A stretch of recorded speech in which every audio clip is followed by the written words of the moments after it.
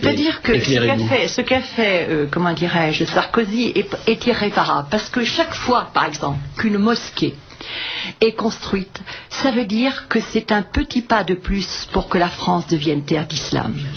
Chaque fois que vous acceptez qu'il y ait des repas ici, des repas halal, ça veut dire qu'ils ont progressé. Chaque fois que vous acceptez que les filles portent le voile, c'est une progression, c'est un progrès. Et alors les gens ne savent pas, parce que nos gauchos, avec le côté très babacool, disent oh, ben, donnez-leur leur voile, donnez-leur leur bouffe, donnez-leur leur mosquée, donnez-leur... Mais c'est pas comme ça du tout qu'ils le prennent, eux. Eux avancent, il dit en arabe, Allah ma'as-sabirin, Dieu est avec les patients.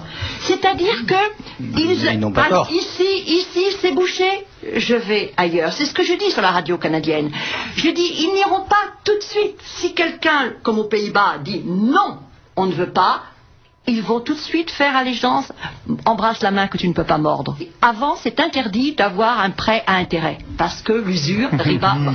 Or, le conseil de la fatwa et de la recherche a permis aux gens musulmans en terre non musulmane d'acheter en utilisant les prêts à intérêt. Ce qui fait qu'en Belgique, quelqu'un qui a un bon traitement, qui est fonctionnaire, peut acheter, faire un prêt sur 20 ans, sur 30 ans, et chaque fois qu'il devient propriétaire d'une maison, ça devient de plus en plus terre d'islam. Et l'imbécile de Sarkozy, en leur donnant en quelque sorte des mosquées à plus...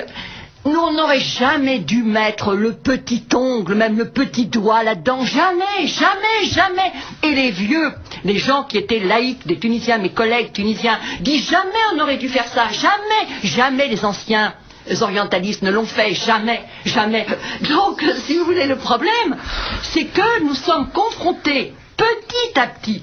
Ça sera les repas halal, ce sera les filles voilées, ça sera le médecin qui affronte et qui voit le mari de la bonne femme, la patiente, lui décocher une droite parce qu'il aura examiné sa femme. C'est en ce moment, ça. C'est en ce moment. Et alors je dis, mais attendez, là nous sommes déjà une république islamique, attendez là. Et je vous rejoins ce que vous me posiez, monsieur, quand vous disiez la schizophrénie. Oui, c'est la schizophrénie, parce que si vous dites à un musulman, moi j'ai des étudiants, je leur dis, écoutez, il faut dire ce qui est dans les textes. C'est dans les textes, n'est-ce pas? Ils disent, oui, oui, madame, pas de problème. Mais quand ils entendent ça, vous voyez qu'ils doivent devant un public européen, ils disent l'islam est paix et tolérance. C'est-à-dire qu'il y a le refus. Chez eux, ils ont des textes, ils ont un prophète qui a, mais même Hamidullah le dit, conduit des expéditions et qui dit lui-même l'islam, la guerre c'est la ruse. La guerre c'est... Il le dit, il le lit. Il a raison, dissimulation. Exactement. Oui. Et alors j'ai dit à quelqu'un, mais voilà, c'est ça, taqiyya. Et alors, le problème c'est qu'ils sont d'accord, mais chaque fois qu'il faut tirer les conséquences, c'est comme... Non, l'islam est paix et tolérance. Je crois même à la limite qu'ils finissent par être convaincus par leurs propres mensonges. Alors, tout simplement, je vais compléter par ce que dit Jean-Paul Roux qui a fait paraître les ordres de Dieu. Hein. C'est-à-dire, il n'y a pas deux islams. Il y a un islam qui a un visage à multiples facettes. Qui va depuis le mystique jusqu'au terroriste, mais c'est toujours le même prophète et c'est toujours le même Coran. Donc, la nature, c'est une différence de degré, mais non pas de nature.